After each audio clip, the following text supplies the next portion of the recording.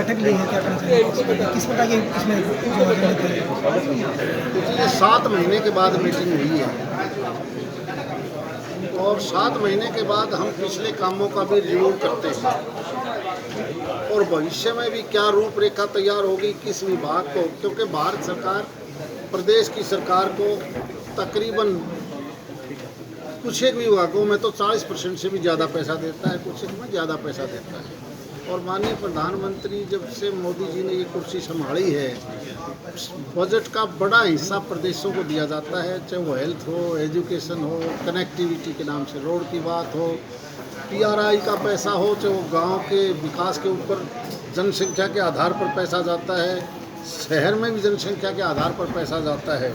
उन सब का रिव्यू करना पड़ता है। हाँ, एक चीज़ अलग से आज उभर के आई है, जब एमपी साहब ने ये ऑब्जेक्शन उठा के 7 महीने पहले की जो कार्रवाई है, जो हमने ATR होती है वो अभी तक तैयार नहीं थी, तो अभी डी साहब की ओर हमने कहा है कि क्योंकि उस वक्त भी एक फैसला हुआ था कि जो आज शहर में चर्चाएं चल रही हैं, कई प्रकार के रोज प्रदर्शन होते हैं, तो हमने 7 महीने पहले भी आदेश दिया था कि इस प्रकार की इंक्वायरी आप ऊपर करवाओ, और वो कहीं ना कहीं वो इंक्वायरी नहीं करी गई, इसलिए दोबारा से आदेश दिया है कि उसकी इंक्वायरी स्टेट विजिलेंस से करवाओ, चाहे वो किसी प्रकार के काम हो पिछले 5 साल के, इसमें चाहे वो अमृत योजना हो, दूसरे काम हो, तीसरे काम हो, और केवल यही नहीं, बाकी के भी विभागों की जहाँ जहाँ भी हमें इस प्रकार की नज़र आ रही है, खासकर मनरेगा है, क्योंकि हमने पलवल और मेवात की कई बार खबरों में सुनते हैं कि वहाँ इस प्रकार की अनियमितताएँ हैं, यहाँ पर भी वो ना हो, इसलिए हमको टेक्निकल स्टाफ की कमेटी बनाएंगे ताकि हर वर्ग को देख सकें। इसी प्रकार से चाहे वो पीआरआई का पैसा है गांव में लगने वाला, क्योंकि वो भारत सरकार जनसंख्या के आधार पर पैसा देती है।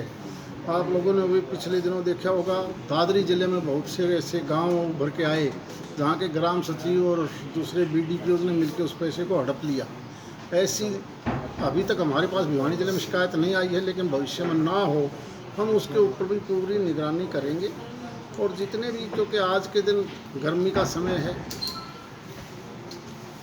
पीने का पानी हो, पशुओं का पानी हो, इरिगेशन की बात हो,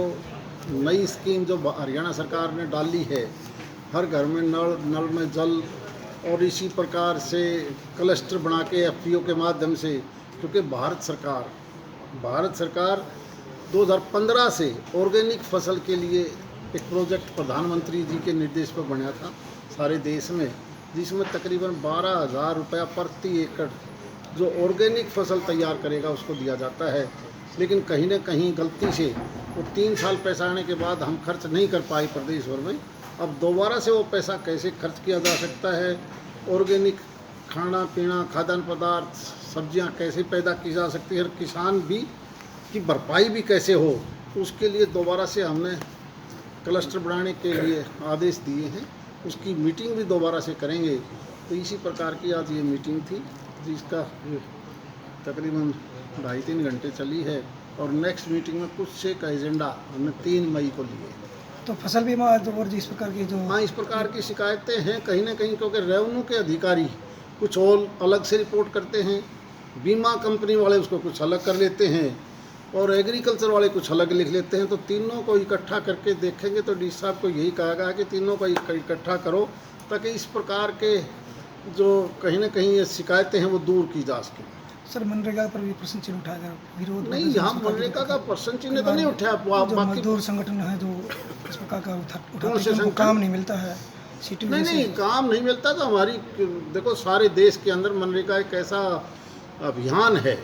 ये एक कानून है। मनरेगा कोई विकास के लिए नहीं, मनरेगा एक कानून है कि लोगों को हमें रोज़गार देना है, और रोज़गार सबको मिले। जिसके पास रोज़गार नहीं है, साल में 100 दिन हमने उनको रोज़गार देना निश्चित किया हुआ है पिछले कई सालों से। अगर आपके पास भी कहीं डिमांड है तो आप बताइए।